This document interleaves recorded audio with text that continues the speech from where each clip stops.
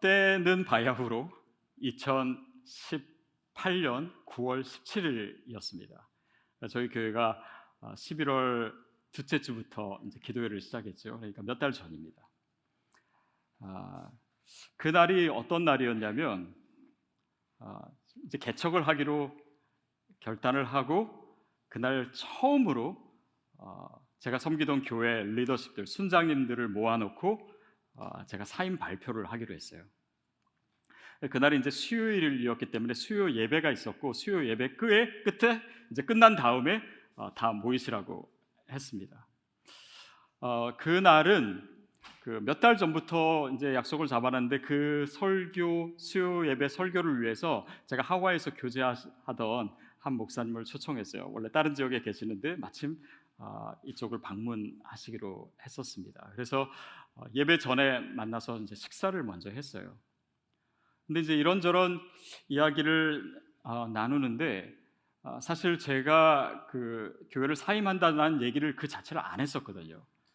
근데 이분이 오늘 내가 설교 내용 중에 뭐 그렇게 얘기를 하시면서 안디옥 교회가 사울과 바나바, 그러니까 담임 목사와 부목사를 파송하는 그런 얘기를 하신다는 거예요. 그래가지고 제가 또 제 아내가 화들짝 놀랐습니다.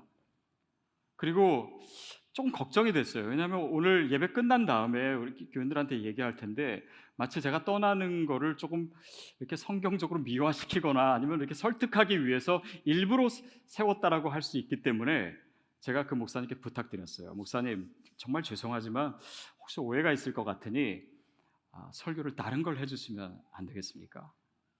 그랬더니 그분이 아니 부탁받고 몇 개월 동안 준비했는데 어떻게 예배 바로 전에 바꾸냐고. 그래서 이게 또 하나님의 뜻인가 보다 생각해서 그날 설교를 하셨어요.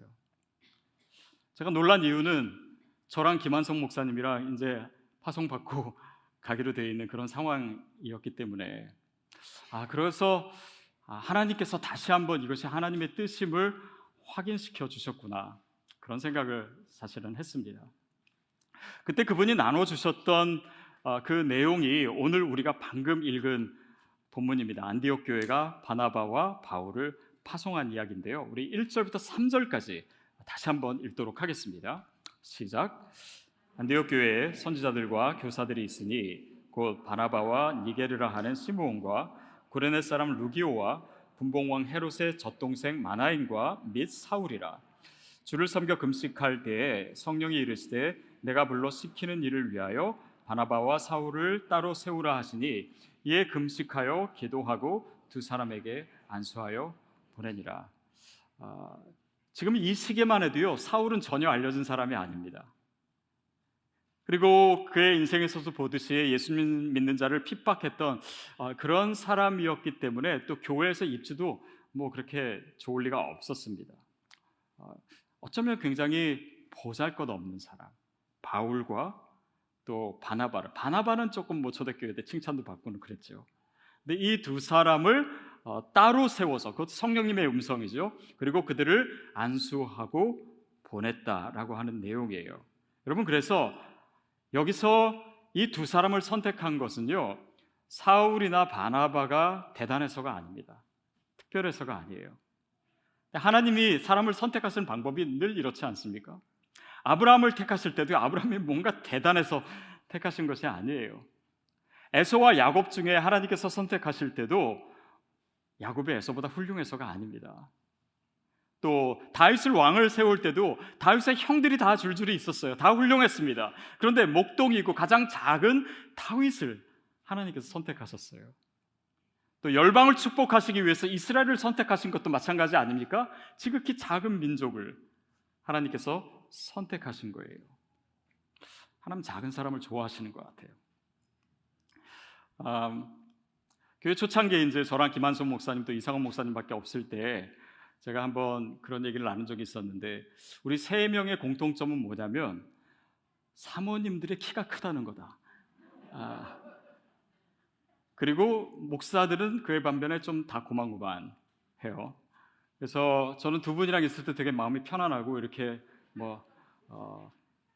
근데 작은 사람이다라고 하는 것은 단지 키만 얘기한 건 아니겠죠.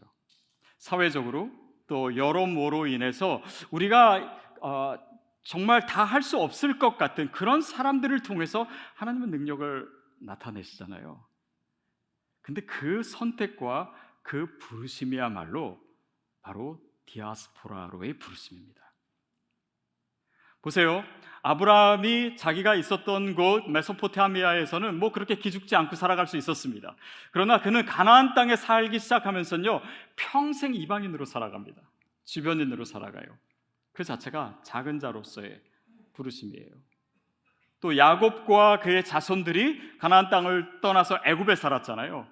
그 애굽에서 남의 나라 땅에서 산다는 것이 쉬웠겠습니까? 사회 주변인으로 살아가는 거예요. 소외된 자로 살아가는 것입니다.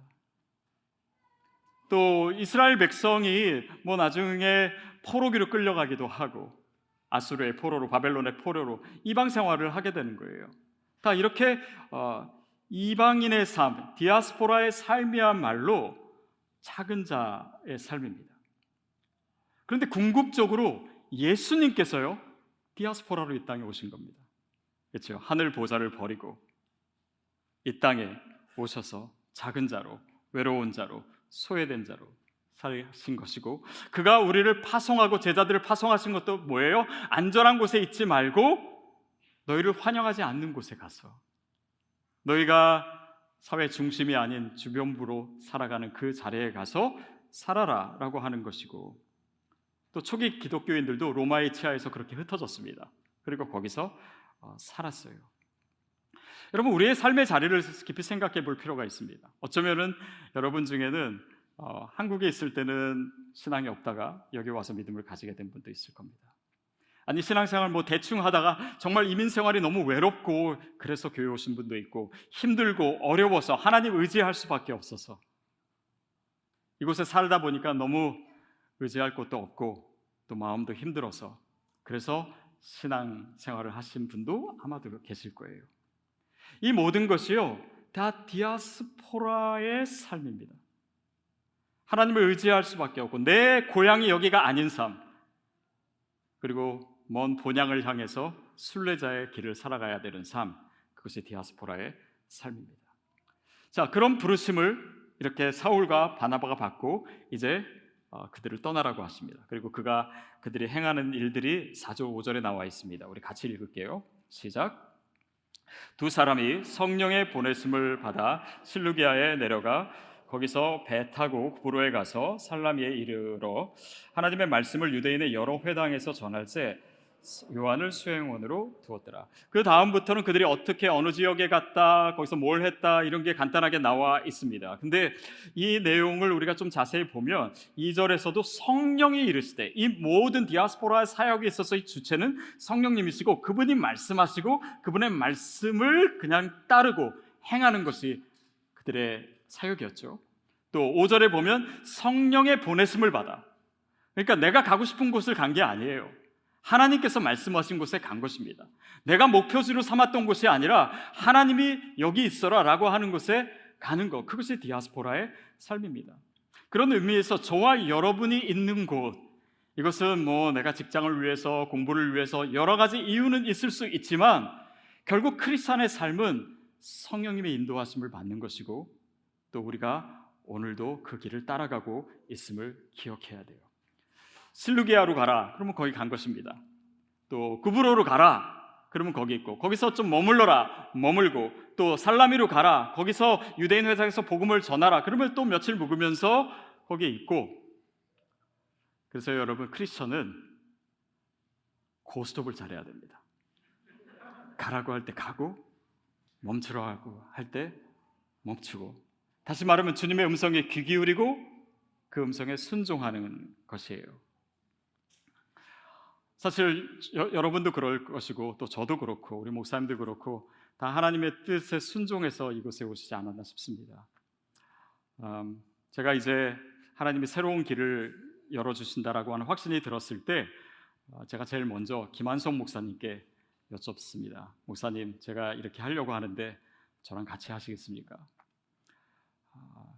이 굉장히 사실은 어려운 제안이죠. 왜냐하면 목사님은 그 당시에 얼바인 온누리교회 오신 지 8개월밖에 안 됐을 때거든요. 성도님들 막 너무 좋아하고 진짜 좋은 목사님 오셨다 막 이럴 때인데, 그랬더니 목사님이 기도해 보시겠다고.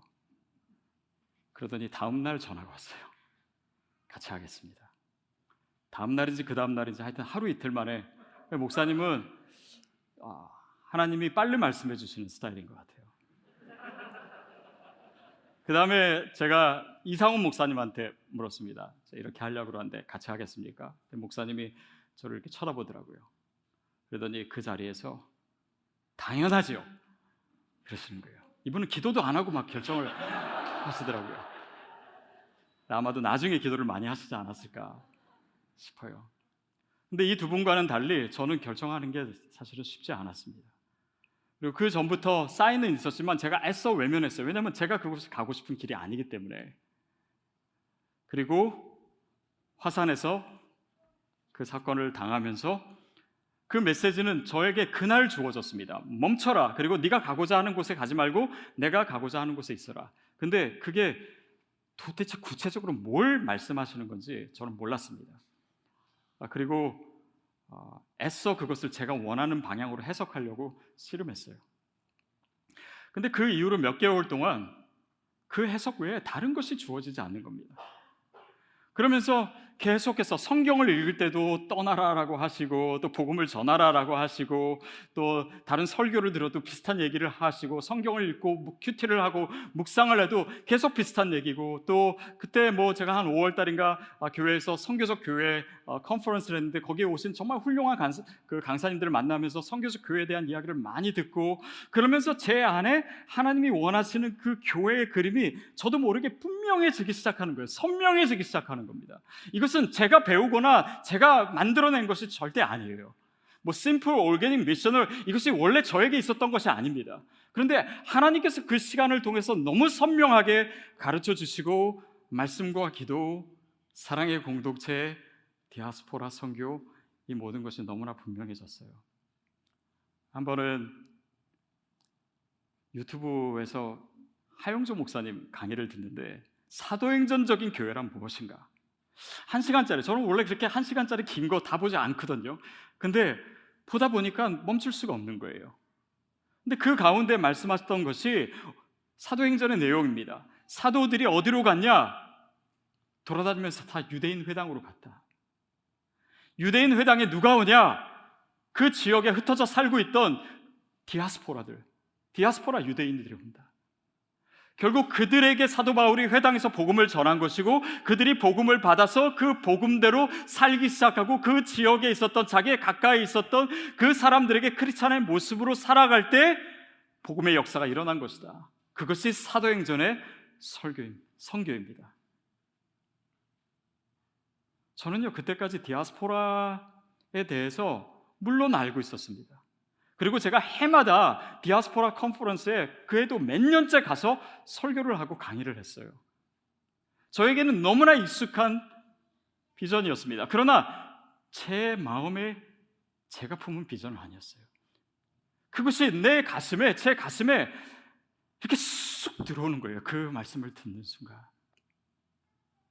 그리고 그 모든 것들이 해석되기 시작하고, 그것이 점점 더 분명해져서 더 이상 아무리 제가 믿음이 없다고 해도 거부할 수 없을 때, 그때 순종하게 된 것 같아요. 하나님의 일은 하나님이 하십니다. 그것을 위해서 하나님께서는 작은 자들을 선택하세요. 그리고 준비시킵니다. 그리고 그 부르심에 우리가 순종하게 됩니다. 오늘 5절 말씀에 유대인이 여러 회당에서 전할 때, 이것이 바로 그 말씀이에요. 유대인들의 여러 회당, 그러니까 바울과 바나바가 가는 곳이 유대인 회당이었고, 거기에 있는 디아스포라들에게 복음을 전해서 그들에게 복음이 전해졌던 것입니다. 그래서 그 가는 곳마다, 유대인 회당이 있는 곳마다 어떻게 됩니까? 이방 선교의 교두보가 된 거예요. 그들이 모였습니다. 디아스포라를 통해서 하나님께서 선교하기를 원하셨던 거예요. 그래서 그들이 모였던 것이고, 그렇게 해서 다 좋은 일로 흩어진 것이 아니죠. 막 포로로 끌려가고 가뭄이 있어서 도망가고 피난가고 다 그랬던 사람들이 그곳에 있었기 때문에, 또 그들은 또한 그 지역의 언어에 익숙해 있고 문화에 익숙해 있고 이미 사람들과 관계를 맺는 그런 디아스포라였기 때문에 그들을 통해서 하나님께서는 복음을 전하기 원하셨던 거예요. 더구나 유대인들은요, 사실은 자기 민족밖에 모르는 사람들이었습니다. 그런데 그들이 흩어져 살기 시작하면서 다른 사람들을 알게 되고 다른 문화를 알게 되고 다른 영혼들을 품게 되고, 그래서 그렇게 지역적인 사람들이 이 코스모폴리탄으로 거듭나게 된 거예요. 세계 시민이 된 거예요. 글로벌한 센스와 마인드를 갖게 된 것입니다. 여러분, 그래서 사도의 행전의 주역들을 보십시오. 사도 바울, 길리기아 다소에서 태어났죠. 디아스포라입니다. 바나바, 구브로에서 태어났죠. 디아스포라입니다. 누가도 디아스포라입니다. 아볼로도 디아스포라입니다. 디모데도 디아스포라입니다. 브리스길라, 아굴라 디아스포라입니다. 루디아 다 디아스포라예요. 그러니까 사도행전의 주역들이 뭡니까? 그런 하나님의 엄청난 선교의 역사를 위해서 하나님이 사용하신 사람들이 누구예요? 디아스포라입니다. 그리고 이름은 나오지 않았지만 그 복음을 가지고 살아냈던 무명의 디아스포라 크리스천들, 그들이 역사를 만들었던 거예요. 그들이 그의 삶의 자리에서 예배자로, 그들의 삶의 자리에서 선교사로 살아가는 그것 때문에 하나님이 일하시는 것에 대한 그것을 보고 하나님의 시선을 갖게 되고 기도했던 그 영혼들을 통해서 인류의 역사가 바뀌었던 것입니다. 저는 하나님이 바로 지금 그 일을 하고 계시다라고 확실히 믿습니다. 누구를 통해서? 디아스포라를 통해서, 특별히 한인 디아스포라를 통해서 그렇습니다. 한국에 복음을 전하기 위해서 선교사님들이 여러모로 시도했었습니다. 근데 한국은 아주 지독한 세국주의와 민족주의 그 안에 사로잡혀 있었기 때문에 한국에 들어갈 수가 없었어요. 그래서 중국에서 활동했던 유명한 이 선교사님들 중에 존 로스나 존 맥킨타이어, 이런 분들은 원래 한국에 오기를 원했던 분들인데 올 수가 없어서 만주 땅 또 심양에서 복음을 전하고 있었습니다. 근데 거기서 누구를 만나느냐? 거기에 상인으로 갔던 조선 사람들을 거기서 만나게 되고 그들에게 복음을 전하고 그들과 친해진 거예요. 그러면서 이들이 한국에 복음을 전하고 싶다라고 하니까 거기에 있었던 상인들 중에 이은찬, 백홍준, 이상하 이런 분들이 선교사님 존 로스를 도와서 성경을 번역하기 시작했습니다. 그 첫 번째로 번역된 데가 어디냐면 누가복음이에요. 그래서 사진에 뜰 때 이것이 한국 사람이 최초로 번역한 누가복음 책입니다. 이것이 언제냐면요, 1882년입니다. 선교사가 우리나라에 들어오기 3년 전에 이미 누가복음이 번역됐어요. 1887년에 이제 완역이 되지요. 그리고 중국에서만 번역된 게 아니라요, 일본 유학생이었던 이수정이라는 사람이 선교사님을 도와가지고 또 성경을 번역하는데 그것이 마가복음을 번역했습니다. 사진에 나오죠.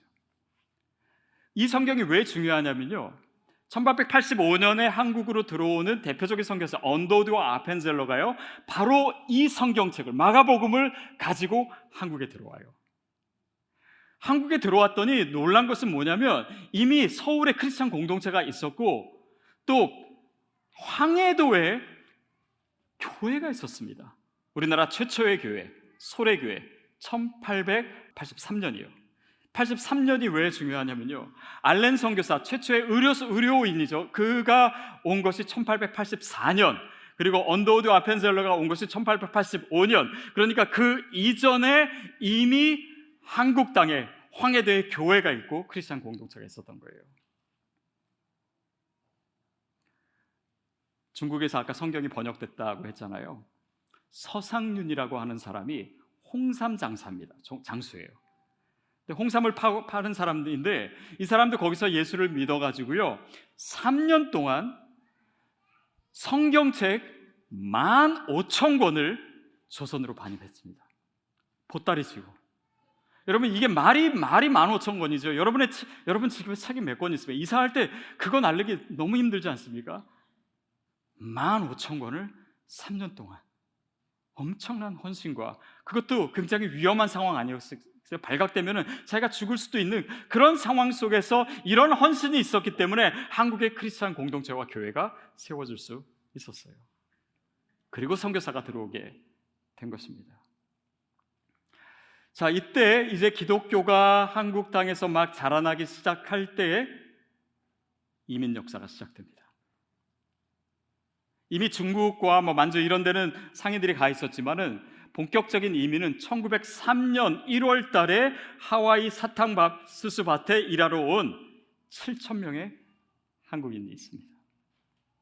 또 1905년에는요 멕시코로 1,000여 명이 갑니다. 거기 에네깽 밭에서 일하기 위해서. 자, 그런데 이것은 시작에 불과했습니다. 이렇게 이민 역사가 시작되는 이 시기가요, 선교사들이 막 활동하기 시작한 때였고 한국 땅에 부흥이 준비되고 있었던 바로 그 시기예요. 그리고 그 정점이 언제입니까? 1907년에 평양 대부흥 운동이 일어납니다. 그래서 엄청나게 새벽 예배 운동도 일어나고 복음을 전하고 전국이 복음으로 인해서 뜨거워졌던 그 시기가 1907년이에요. 근데 그때 일제시대가 시작되지 않습니까? 1910년 한일합방이 이루어집니다. 그로 인해서 어떤 일이 일어났냐면 이제 막 예수를 믿기 시작하고 기독교가 부흥하고 있는 이 시기에 선교사들이 추방됩니다.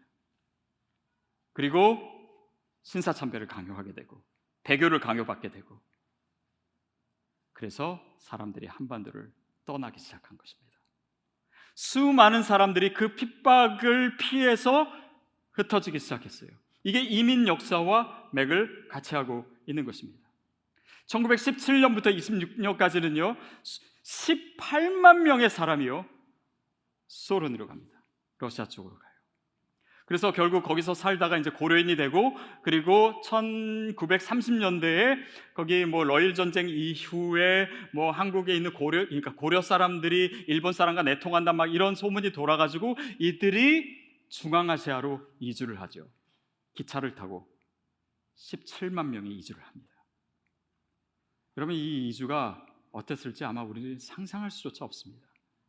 며칠을 그 추운 겨울에 기차를 타고 가는데 기차 안에 무슨 식당이 있습니까? 기차 안에 무슨 화장실이 있습니까? 아무것도 준비되지 않고 거기에 전염병 돌아가서 죽기도 하고 거기에서 변도 봐야 되고 거기서 생각할 수 없는 정말 지옥과 같은 그 시간을 거쳐서 중앙아시아에 고려인이 도착하는 거예요. 지금은 50만 명 정도가 중앙아시아에 살고 있죠. 그렇게 이민의 역사가 시작되고 퍼지기 시작했던 것입니다. 그리고 1945년에 제2세계대전이 있으면서 그때 민족의 대이동이 시작돼요. 그 당시에요 800만 명의 한국인들이 일본과 아시아로 흩어집니다. 엄청나게 많은 한인들이 그때부터 외국으로 쏟아져 나오는 것입니다.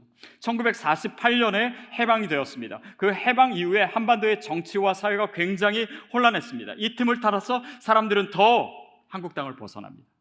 1950년 6.25 전쟁 때 또 많은 사람들이 한국을 벗어나게 됩니다. 그 계속되는 군사 독재, 그리고 베트남 전쟁, 이런 것을 통해서 사람들이 북미로 이주하기 시작했어요. 그때 미국 이민이 본격적으로 엄청나게 많은 사람들이 들어오기 시작했습니다. 그리고 60년대, 70년대 기억하십니까? 독일로 광부와 간호사들이 엄청나게 가게 되고 다른 유럽 나라에도 가게 되고, 그 다음부터는 이 해외로 유명 가는 이들이요 더 확산돼 가지고 중남미의 농업 이민, 또 원양어업, 해외 투자도 많이 하고 중동 건설도 하고 또 해외 여행이 자위화되고, 그 다음에 제가 대학 졸업할 때쯤 되니까요 어학연수가 엄청나게 많아지더라고요. 그리고 유학도 많아지고, 최근에는 한국 사람들이 은퇴하고 동남아로 이민도 많이 간대요. 그래서 750만이 지금도 한반도 외에서 살아가고 있는 디아스포라가 된 것입니다. 180개국.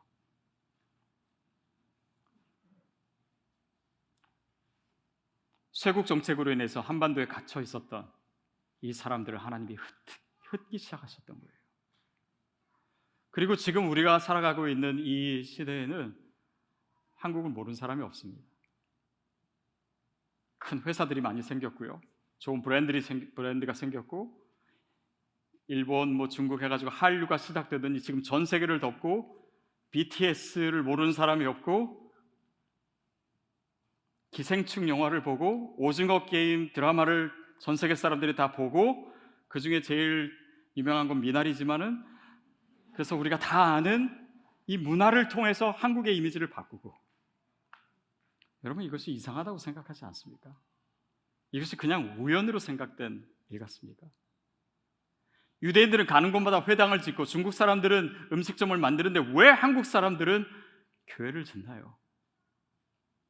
이 모든 상황 속에서 하나님께서 이 이민 역사와 한국교회의 부흥의 상황을 일치시킨 것도 예사롭지 않지 않습니까? 지난 100년간은 하나님께서 한민족을 이렇게 흩으시는 시간이었어요. 그렇다면 이 흩어놓으신 디아스포라가 그 비전과 목적을 위해서 움직여야 될 때가 바로 지금입니다. 이제 시작이에요.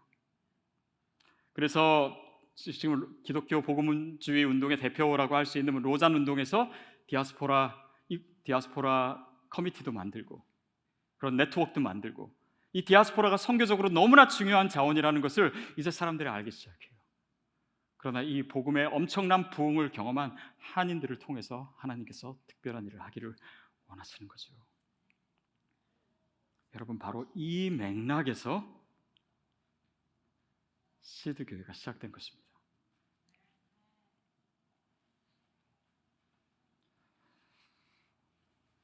흩어진 씨앗, 디아스포라 선교를 위해서. 저는 하나님의 비전도 좋고 하나님께서 하실 일도 알겠는데 왜 저한테 이 일을 시키는지를 사실은 잘 이해하기가 어려웠습니다. 저는 1.5세도 아니고, 저는 미국에 그렇다고 그렇게 오래 산 사람도 아니고, 저는 사실 40대 여기에 있으면서 언제 한국에 돌아갈까 그것만 고민하면서 살았었는데 왜 저를 부르셨을까? 지금 와서 조금씩 느끼기 시작하는 거예요. 사도 바울이 이 이방인 선교를 하면서 자신을 어떻게 생각했습니까? 나는 만삭되지도 못한 자 같은 사람이다. 나는 사도 중에서도 가장 연약한 사람이다. 그러니까 저에게 하나님께서 주신 일은 뭐냐면, 디아스포라인 여러분에게 여러분이 얼마나 소중한 존재인지 말하라고, 여러분이 얼마나 중요한 존재인지 얘기해 주라고, 여러분의 정체성이 뭔지, 여러분이 1.5세인지 2세인지 1.7세인지 3세인지 이런 것이 아니라 디아스포라는 선교사라고, 이거를 계속해서 말하라고. 들어도 귀가 아프도록 듣도록 뻔뻔하게 얘기해 줄 사람이 필요해서 저에게 말하라고 하신 것 같아요. 그리고 디아스포라들을, 전 세계 180개국에 흩어진 이 디아스포라들을 서로 연결하라고, 그 연결고리가 되라고 시드교회를 만드셨다라고 저는 믿습니다. 그래서 저는 아직도 이 비전 앞에서 너무 초라할 뿐입니다. 그러나 우리가 아까 살폈듯이요, 이 디아스포라를 통해서 하나님이 일하시는 것은요, 철저하게 성령님께서 하세요. 그분이 주인이세요. 그분이 말씀하시고 우리는 주님이 말씀하시는 것을 잘 듣고 있으면 됩니다. 그리고 조금씩 살아가기 시작하는 거예요. 그 비전을 가슴에 품었더니 하나님이 여러분을 보내주셨어요. 세상 속의 예배자들을, 흩어진 씨앗들을, 이 디아스포라 비전을 우리의 삶으로 살아낼 사람들을, 그게 바로 제가 여러분의 삶을 보면서 여러분과 대화를 나누면서 늘 놀라는 이유입니다. 지지난주에 여기서 CMC 대담을 했잖아요. 그걸 보면서 어느 성도님이 저한테 그렇게 얘기하시더라고요. 목사님, 저도 세상 속에서 크리스찬으로 살기 위해서 참 힘들고 외롭고 어렵고 나는 왜 이렇게 어려운 상황 속에서 크리스찬으로 살아갈까 외로웠었는데, 이 앞에서 얘기하시는 분들을 보면서 나 같은 사람들이 또 있구나, 아니 여럿이 있구나, 아니 굉장히 많구나, 그 사실에 너무 큰 위로를 받았고 내가 이상한 사람이 아니구나.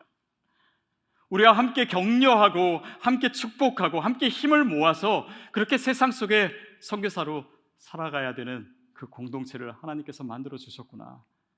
그것이 너무 감격스럽고 너무 감사하고 가슴 벅찬 시간이었다고 고백하시더라고요. 여러분, 하나님께서 주님의 일을 하시기 위해서 기드온의 300용사를 예비하십니다.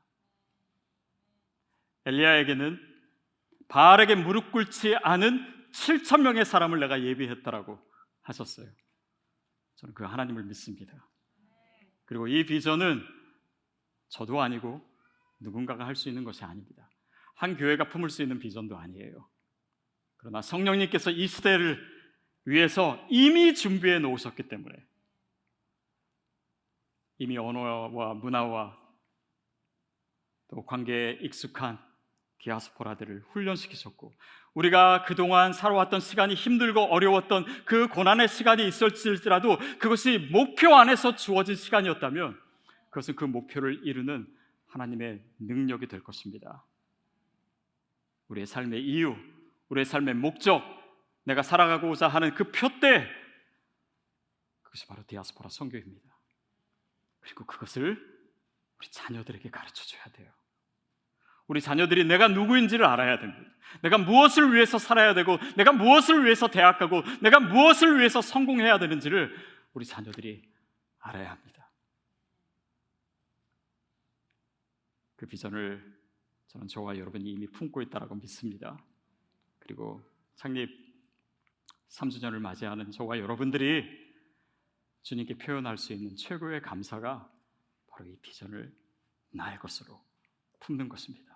주님의 마음을, 예수 그리스도의 심장을 저와 여러분이 품게 되기를 축복합니다.